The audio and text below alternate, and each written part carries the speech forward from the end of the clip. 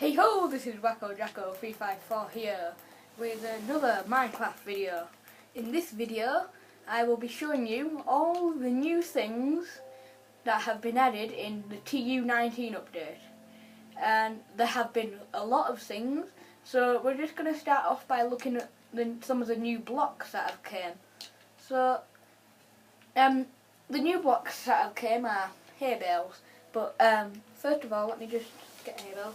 See, the good thing about hay bales is you can place them in all directions. So you can place them sideways,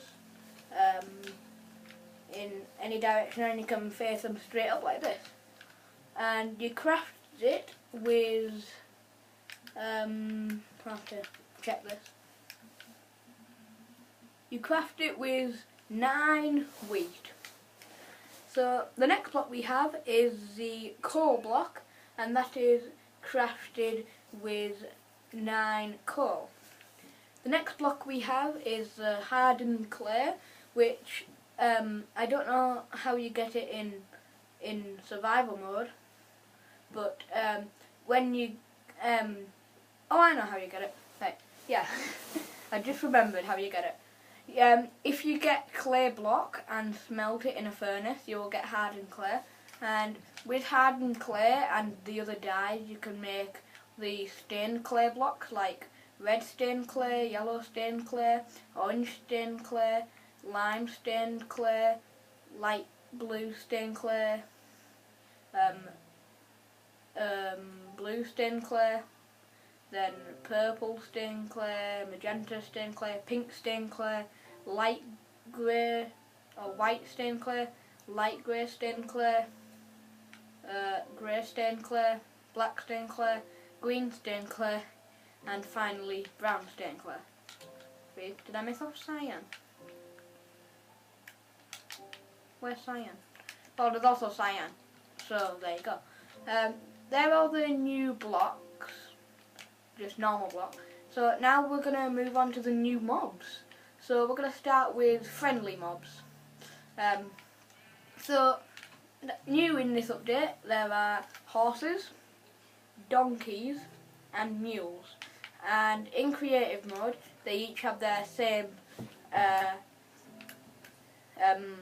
spawn egg, and you can name horses and other mobs with name tags, and all you have to do is go to an anvil and name it something. So we'll name this horse horse.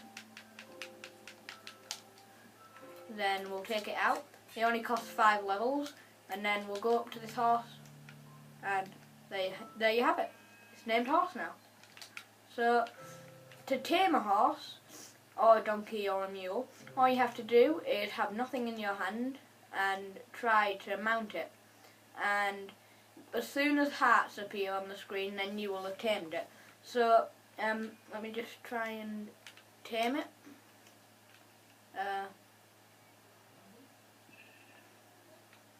If it doesn't like you, it'll throw you off like this. But you have to keep trying.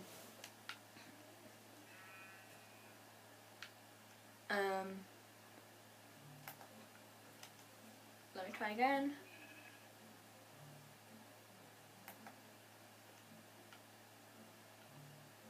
This could take. Oh, here we are. So when it's tamed, on survival mode, there would be a set of hearts for you and a set of hearts for your horse, and if you open up your inventory while you're on the horse, there is an option to put a saddle on it and to put armour on it. So if I just walk over here, we can get a saddle, and then you can get diamond horse armour, gold horse armour or iron horse armour. We're going to put on the iron horse armour.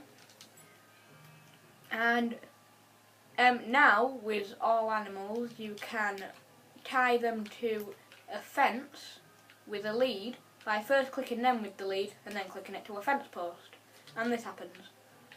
So let me just show you that you can do it with a sheep as well. There you go. And pretty much all other things. So let me just put this back in here. So next up is the donkey. Now when you tame the donkey, you will be able to put a saddle on it. You won't be able to put armour on it though. That's the only bad thing. And then also you will be able to put a chest on it, so you can put storage on it.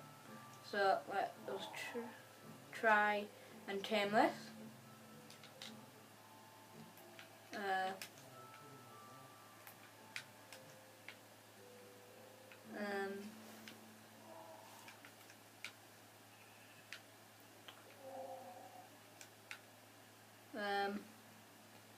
So far nothing.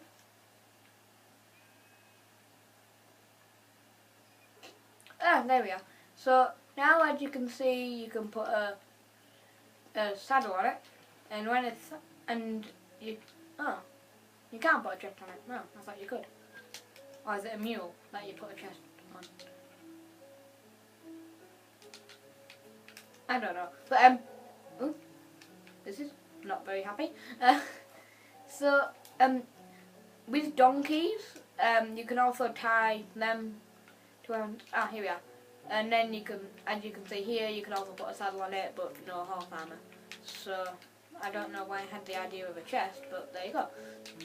So that's all the new friendly mobs out the way. Now we'll look at the hostile mobs that are here now. So first of all, slimes. Now I know they've been in the game before, but that is because slimes can now spawn in swamps, so you don't have to go mining for them now. So the next mob we have is the witch, and the witch will drop lots of potion related things when it dies, but it's a very dangerous mob that it's also very rare. You can only find it in witch huts, which are also located in the swamp.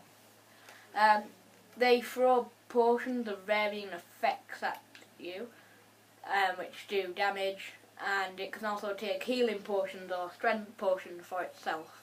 So next mob we have is not a zombie, a bat. Bats, I would call them friendly. They don't attack, they don't drop anything, not even XP, so... But it now makes exploring caves even spookier. Now, I put zombies here because zombies will now spawn with armour or random weapons, and will also pick things up now, like armour, and as you can see here, this zombie picked up some rotten flesh that I threw on the ground earlier. Also now there are baby zombies, so and also baby zombie villagers. So that's all of the mobs. So now we'll move on to the beacon, which will take a lot of explaining, I guess. So to craft a beacon, you're going to need a nether star, 5 glass, and 3 obsidian.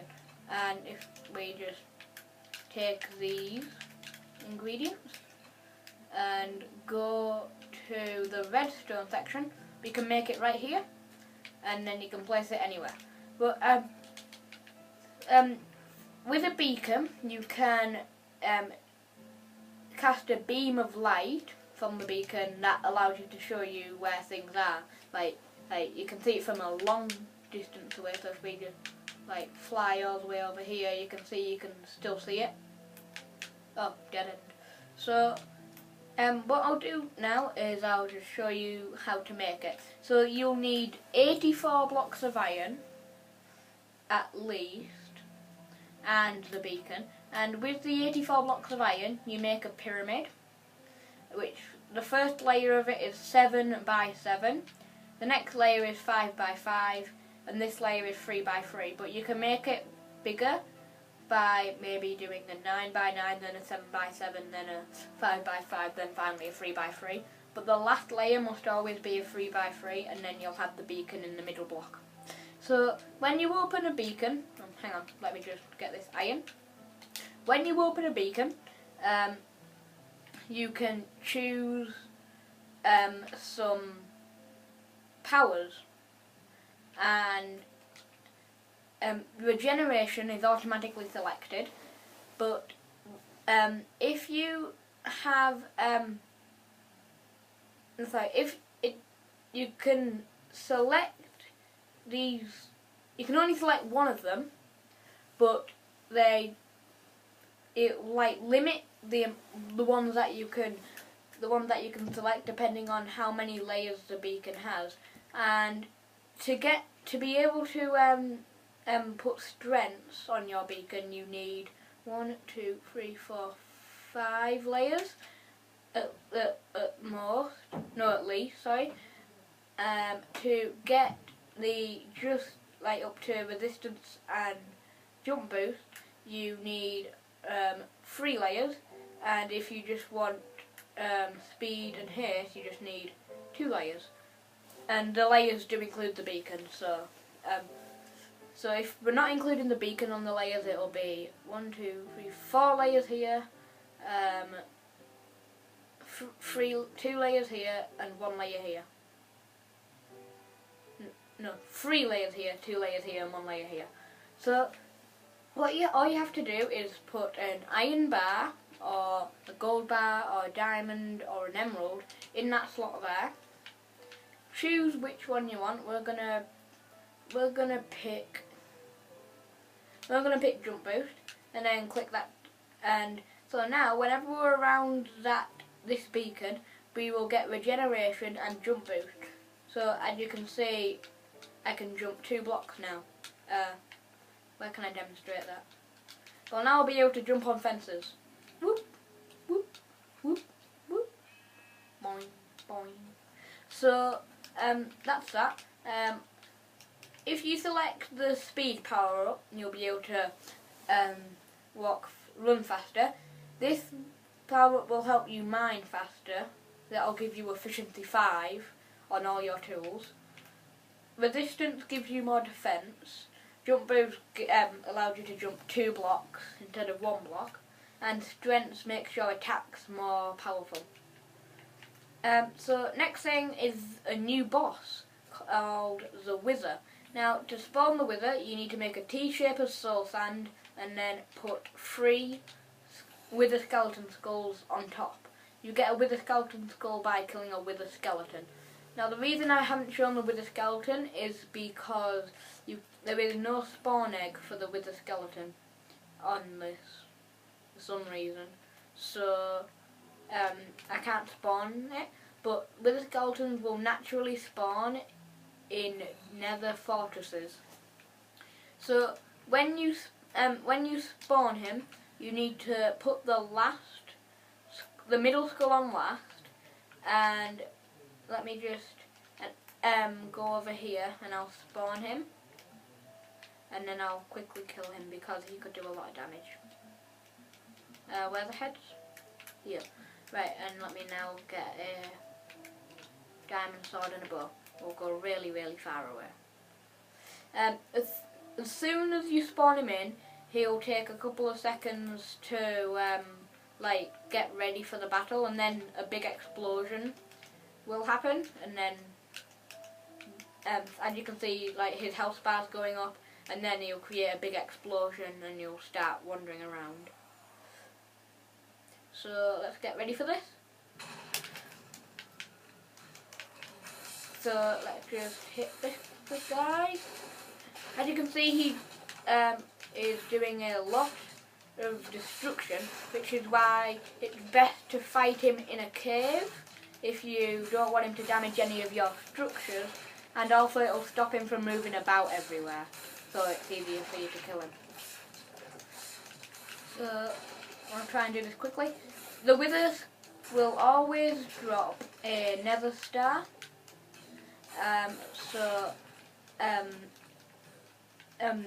you'll always be able to get another star, so you're not having to kill loads of them. Another thing is you make a nether star farm to here's the nether star here.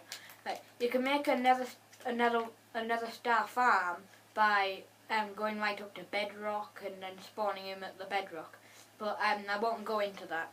So the next thing I'm going to show you is very big, and this is fireworks. So fireworks are very simple to make, but have a lot of different things. So let me just fire 5 that you can get, like from the creative inventory.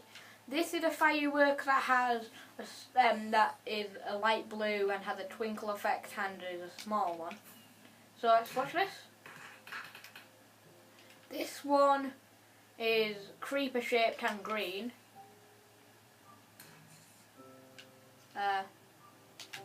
Let's try that again. There.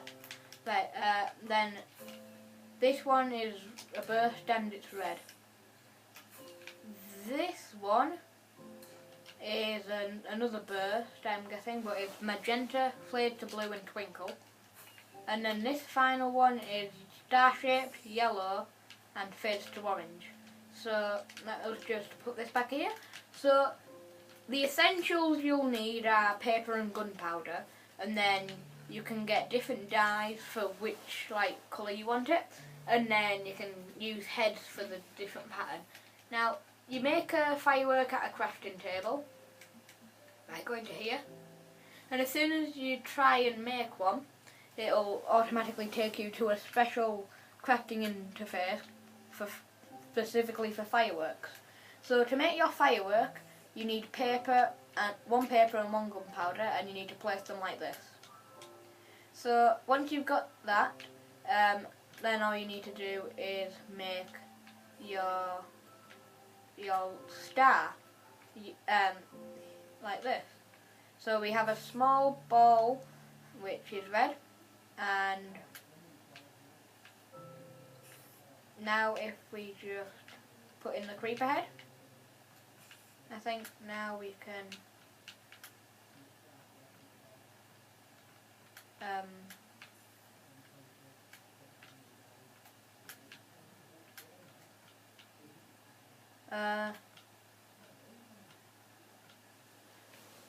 hang on.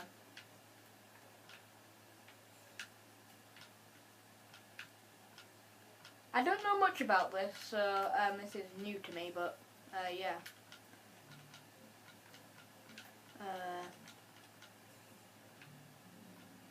And then that, or is it that? Well, I don't know, but I'm quite terrible at this, but that's how you make firework stars and firework rockets. But I don't know how to put the creeper head effect on it. I'll look into that. So the next thing, I have this all set up perfectly as well. The next thing, minecart with hoppers and minecart with TNT, but we're just going to focus on the minecart with TNT and the activator rail. So the activator rail, I think, is always. Sorry. The activator rail has to be activated, otherwise it won't be on, if that makes sense. Why isn't that moving the minecart? I had this all set up. Yeah, do I have to do that?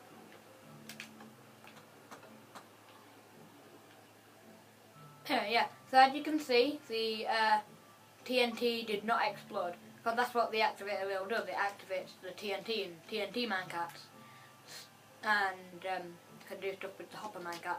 But when we turn it on, press the button, it goes boom. Luckily, no rails were harmed in the making of this video.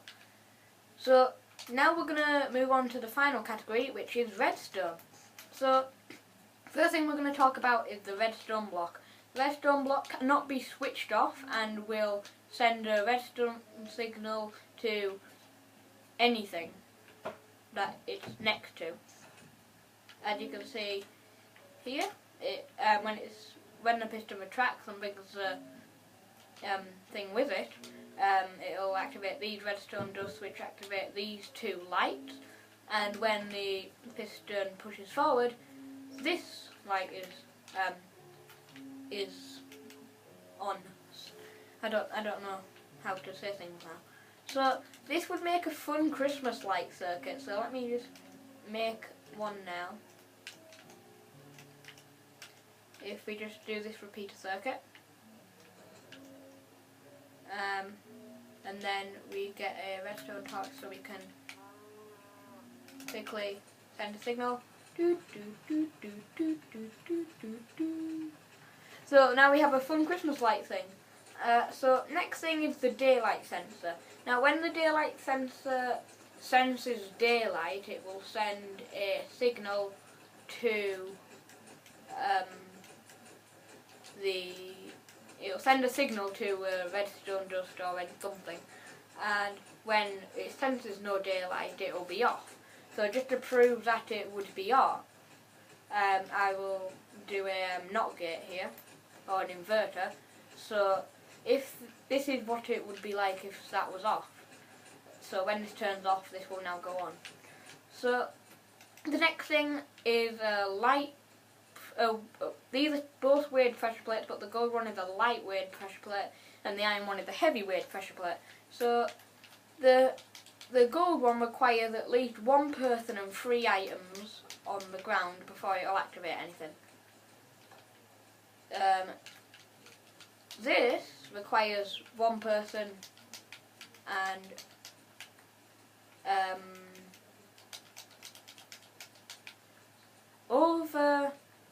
well, it'll require one person and a lot of other items to activate that one. It's quite difficult. Now the next thing is the hopper. So what the hopper does is it collects items that are thrown into it and puts them into something that can store it. So it could put stuff into a furnace, a brewing stand, a chest, an ender chest, a trap chest,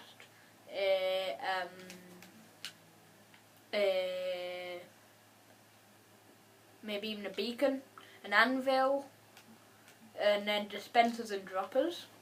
So as you can see, the stone I threw into this hopper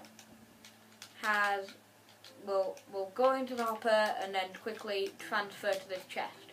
So what I did here was I put 3 stacks of stone in here, 2 stacks of coal in here, and this is what happened. The furnace filled up, so all the rest of the stuff that would have gone in was stuck in the hopper, and whenever there is more space available, then it will continue to fill up. But this is designed so when the thing is smelted, the stone is smelted, sorry, the outcome would be transported to this chest. So next thing on the list is, of course, the dropper. Now the dropper, instead of a dispenser which would fire like would actually place water or lava if it was a water bucket in it, or would actually fire a potion and the potion would explode if it was in a dispenser, the dropper would, instead of firing water out, would fire the water bucket out, or instead of firing lava out, would fire the lava bucket. Instead of firing the potion, it would throw the item out. So as you can see, this happens. And the good thing about the dropper, it can be placed up to any direction, as you can see, and even down. So almost finished. Next thing, second last thing, is the comparator. Now I don't understand how this works, and later I will find out and then do a separate video on how the comparator works, but all I do know is that this is the way it needs to be faced. It can have an input, it has an output, and has a little on-off thing here. That's all I can tell you about this thing. The Minecraft menu can tell you a bit more though. The redstone comparator is used in redstone circuits to maintain, compare or subtract signal strengths or to measure certain block states. There you go. The final thing to show today is a new feature that comes with repeaters. So if there was a repeater going into another repeater, and the repeater here is switched on, then it will lock the state that this repeater is in, which means it will not work, it will not function, nothing will be able to change it. You can still slide the bedrock along, that's really cool. But when I switch that off, it goes back to normal, and I can switch it on and off. And if I put it on, and then activate that one, as you can see, I can't do anything. So that's a clever new function for repeaters, which could help a lot with different redstone circuits. Oh, one other thing I forgot to show was the trapped chest. So let me just set something up really quick here. Right, whenever I open this chest, that light goes off, I think. Yeah, as you can see, just in the corner there. So it can also be used to activate TNT or anything really. So that's going to be the end of this video. I hope you learned something today, and I hope you all enjoy this new update because it is probably the best update ever. Thank you guys for watching, and I'll see you guys next time. Goodbye!